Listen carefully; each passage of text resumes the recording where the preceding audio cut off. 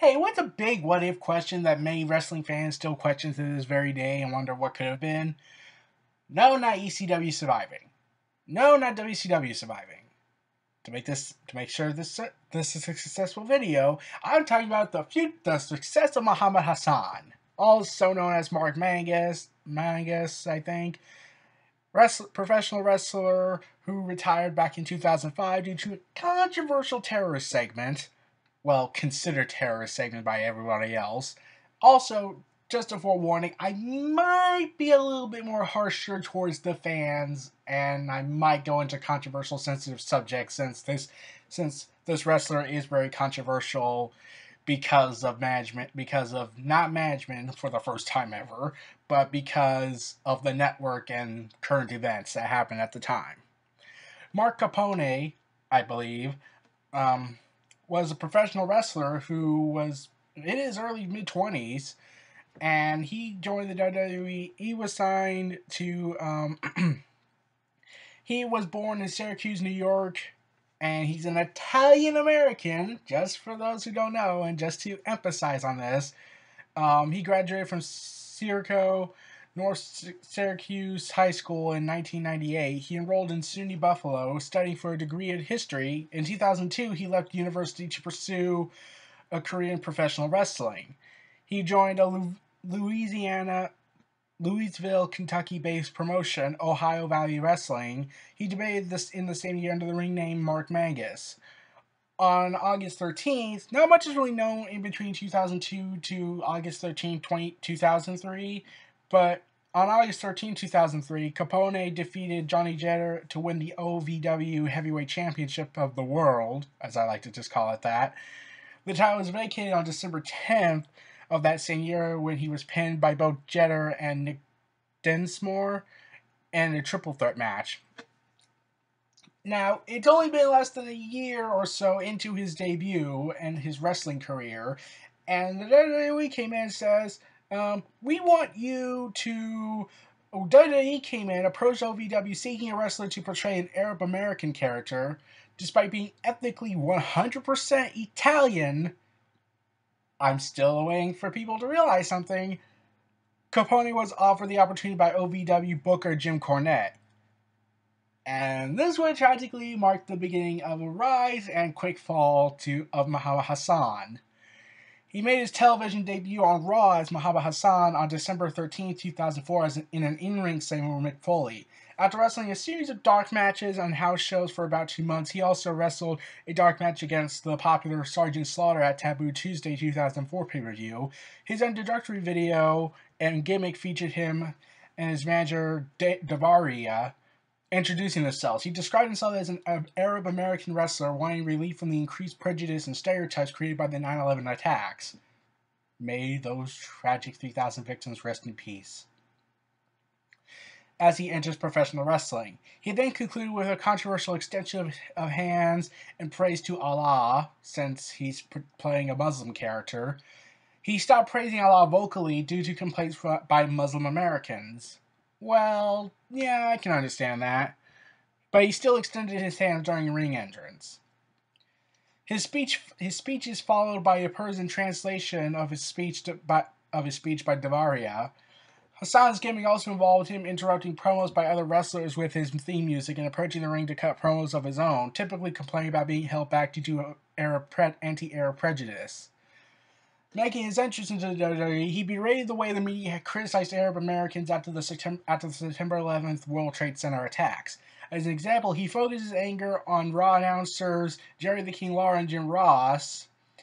And I actually watched this segment. It was actually kind of interesting because the more you listen to him, the more hate he was getting. Like, I'll get to that in a sec.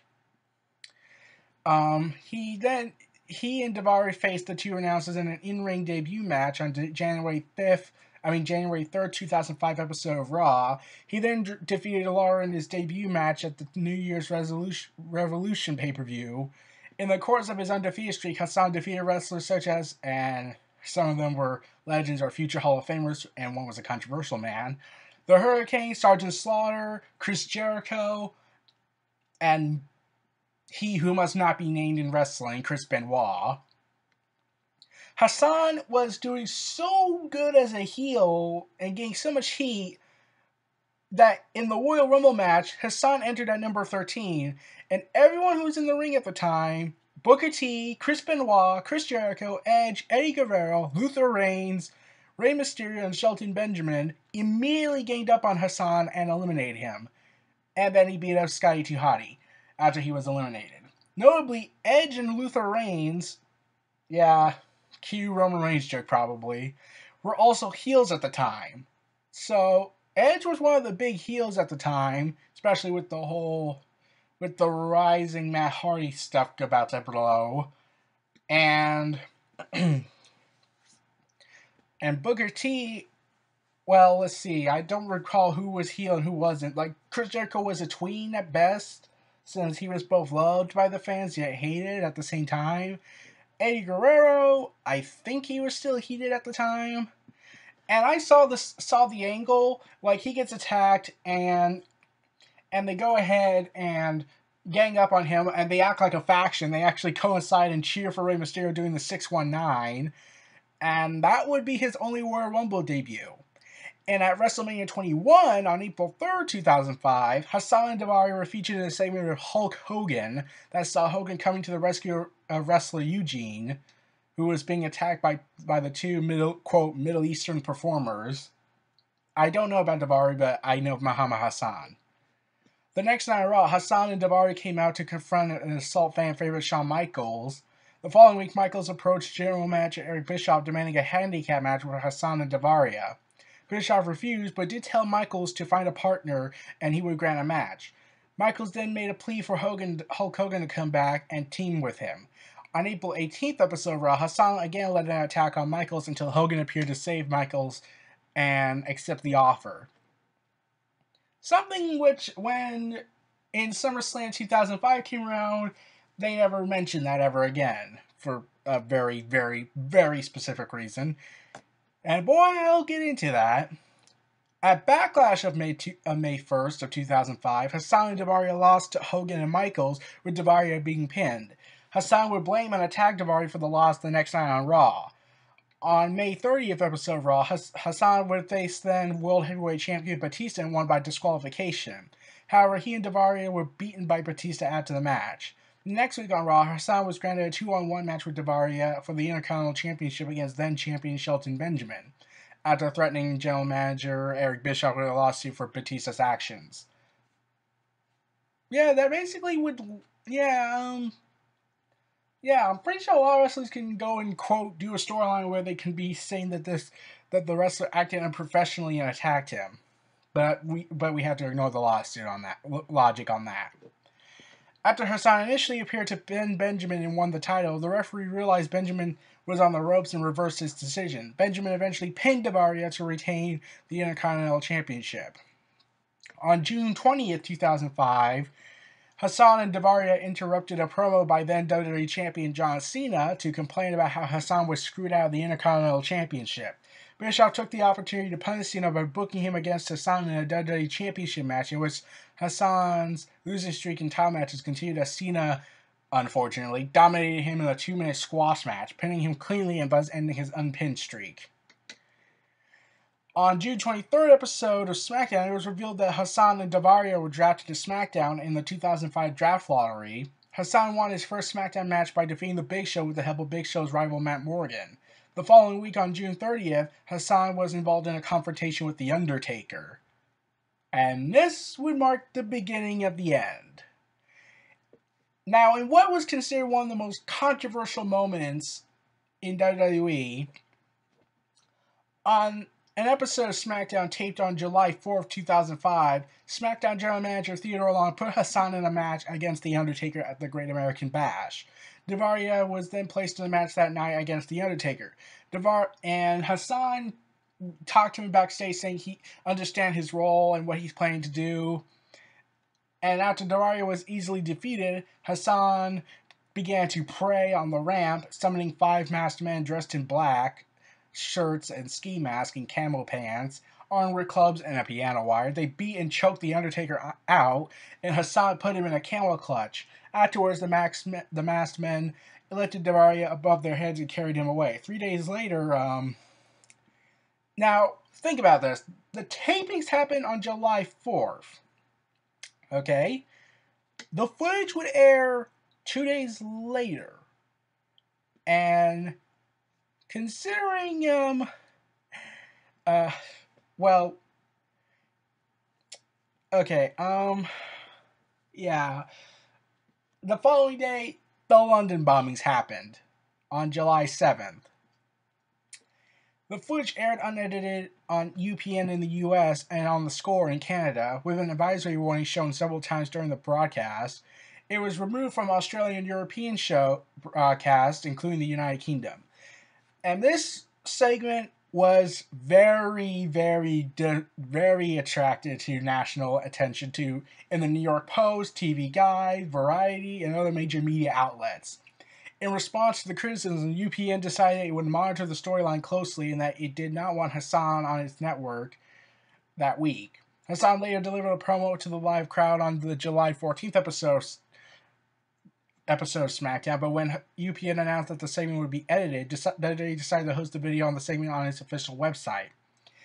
In the segment, Hassan reiterates that he's an Arab American and that the American people automatically and unfairly assume he is a terrorist. Despite being in character, he referred to the real-world media coverage of the storyline, signaling out New York Post Don Kaplan by name, and denouncing his description of the events on SmackDown, such as Kaplan's comment on the masked men being Arabs in ski masks. On July 14th episode of SmackDown, Hassan's absence was explained by a statement delivered by his lawyer Thomas Whitney, which said that Hassan refused to appear on the show until the Great American Bash due to the way he had been treated by the media and the WWE fan base. It was revealed in late July 2005 that UPN had pressured WWE to keep Hassan off their network, effectively removing him from SmackDown. Hassan would face and lose to The Undertaker at the Great American Bash and was written off when The Undertaker doing a last ride through an output stage ramp onto the concrete floor, where it was reported that he sustained serious injuries and had to be rushed to a nearby medical facility. Apparently a solution aimed to end the Hassan character. Several days later, WWE hosted a video of a kayfabe announcement from Theodore Long where he reiterates the stipulation that Hassan would no longer appear on SmackDown. Due to increasing public pressure, WWE was forced to drop the character altogether, sending Capone and Davaria back to the developmental territories to alter their gimmicks. This resulted in huge fan backlash, mostly because Hassan was at the height of his notoriety. He was released from his contract in September 21st, 2005, and announced his retirement from professional wrestling.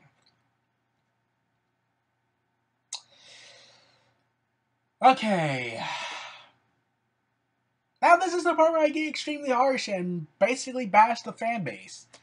Okay, and basically go out to the media. Okay. I said that, okay, this was 2005. The internet was pretty big and much more advanced. So, why did no one seem to understand that he's Italian and it's a character on television? Oh wait, he looks Arab, so he's automatically evil.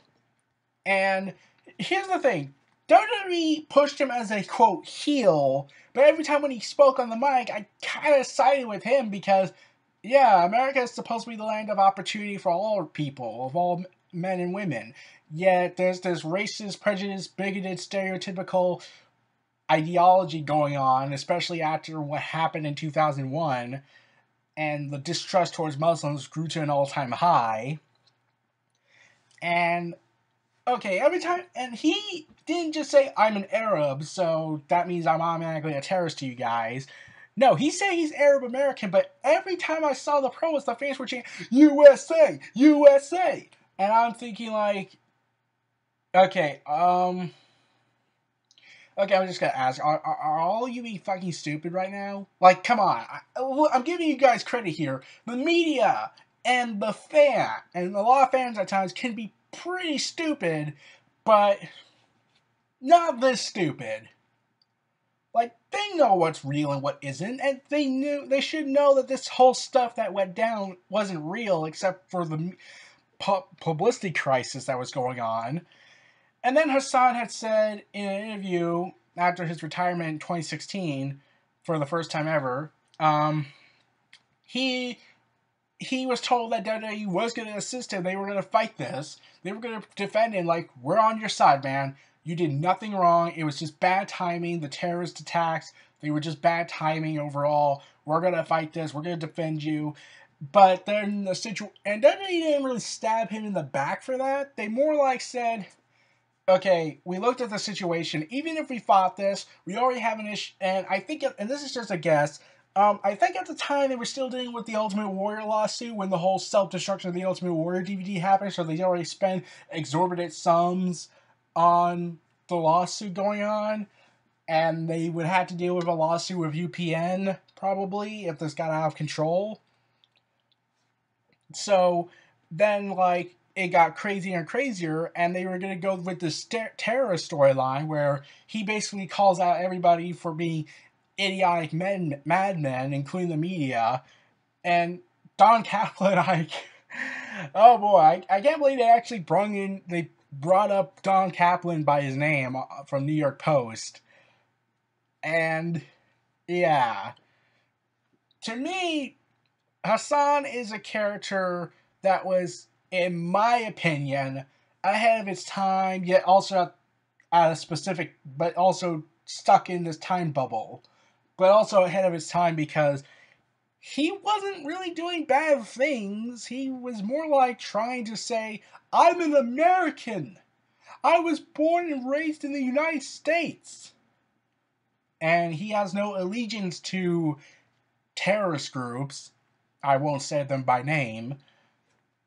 But the Hassan character was I was on a hiatus from WWE. I didn't hear about this. So, I got back into it around the summer a month after Hassan's incident. So I didn't know anything about that. And I was a kid, so yeah. But when I look at it, I would think, yeah, this is pretty stupid, and anyone who fell for this is either very gullible or incredibly incompetent. UPN abuses his power to tell WWE, get rid of the character. We don't want him. He's Muslim. That's our reason.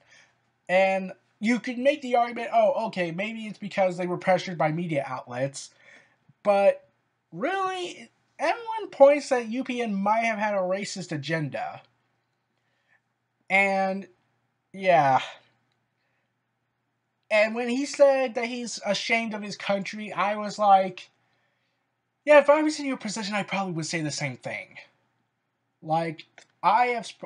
You've screamed that you've pledged your loyalty to the United States ideology. You've pledged your loyalty to them. You pledged your loyalty to the American dream. And you're mocked, you're hated, you're despised because of it. And also, when the face comes out and says, then leave the country, and I'm like, no! There's a difference between hating the United States, living in the country, and hating it for some strange reason. Okay, I can understand why someone would not like the U.S. due to nowadays how things are. But he shouldn't be forced to leave because, you're hated by a bunch of people. That logic makes no sense. That makes Hassan more sympathetic. And yeah, I was vastly disappointed in the fans. This is really? And supposedly a lot of people in the back didn't like Muhammad Hassan's character, or at least the wrestler behind it. I don't know the full details about that.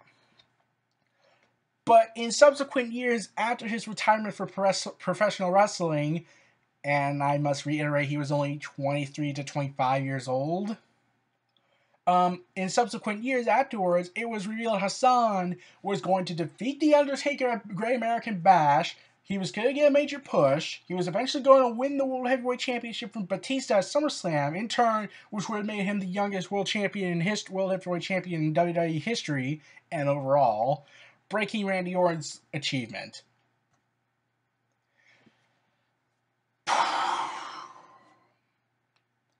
Okay, now the media outlets.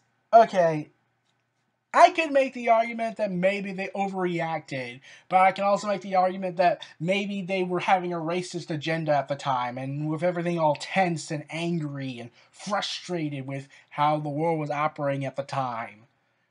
Like, if you looked at it now, I'm pretty sure fans, if you look back on if fans who were thinking this guy was really what he's thinking, what he's saying was true, and to be honest, yeah, like, that was how much heat he got. He was hated. He was on that level with, well, actually, there was no one at that level of heat. Like, to the point where you have to retire by force because it wasn't really your choice, and not because of injury, but because you were hated that much because you were doing so good at your job as a character and as an actor. Yeah, that's a level of heat no one could ever reach. Like, some might make the argument, oh, Bret Hart and the Montreal Screwjob. No, Vince McMahon took that hate and used it to his advantage for storyline purposes. But you can also make the argument, oh, what about Roman Reigns? Yeah, except that isn't his fault. That's because management is a bunch of idiots. And when you... And here's the thing I'm also going to say. He was going to go ahead... He was going to go ahead and win the World Heavyweight Championship, and he had never won a title besides the OVW Heavyweight Championship, which means one thing. He can get a world title shot, oh, but Roman Reigns can't, because he doesn't have a secondary title. Yeah, I'm going to still go there on that. And he had a lot of big, like, WWE clearly was behind this guy, and they wanted so much from him. Like working with your first big feud is with Hulk Hogan and Shawn Michaels, two of the greatest of all time. Hulk Hogan because he's a political idiot. Okay, not idiot, more like a political madman. Let's see. Like, okay, you can make the argument Jerry the King Lawler was his first major feud. Then getting a victory over Batista, even if it was by disqualification. I won't count the John Cena match because that was a 2-minute squash match. And I think that was the beginning of taste for John Cena's power. And then going on to fight The Undertaker, like, that was basically, what? That's impossible. Like, he's only been in wrestling for what, a couple of years? Like, less than 2 years, and he's already fighting The Undertaker? And he's already getting notoriety? Yeah, so at the end of the day, you look at and to be honest, I would have paid to see Hassan fight Batista at the SummerSlam 2005. I was at SummerSlam 2005, and when I saw JBL and Batista, as destructive as it was, as quick as it started, it just quickly ended. And it just felt like at the end of the day, it was the same thing all over again. If Hassan was there, I would be invested more. I would have cared. I would have loved the story. I didn't care. Like, the only storyline at that time I was interested in was Randy Orton and The Undertaker on SmackDown. But Hassan versus Batista for the world title and Hassan winning it? That would have been money. And he would have done exceptionally well. But because he was in the right place at a very dark time, and because certain powers that be in the network, in the media, and you can also say from the people, were being so racistly prejudiced towards him because of a character who, I must reiterate, is Italian, not Arab American. He just happens to look, quote, Arab to people. And at the end of the day, you got that. Now he was, like, afterwards, it was said he was he became a teacher. He's pretty much, he went off the grid pretty much. Like, no one really talks about him that much anymore. And he said that he hasn't wrestled since 2005. And yeah, I knew that. But, like, at the same time, like, I would love this guy to come back. He deserves to have that career. He's only 35 years old. He could still go if he wanted to, if he got himself back into in-ring shape. He said he would be willing to come back, but WWE's lost their hands clean of him. But the question could be, even if Hassan did come back, would WWE really push him? And would WWE really have balls now that like they did back then? Because Ruthless Aggression WWE and Attitude WWE had the same kind of ECW vibe from Paul Heyman's mentality when he was at war with WCW.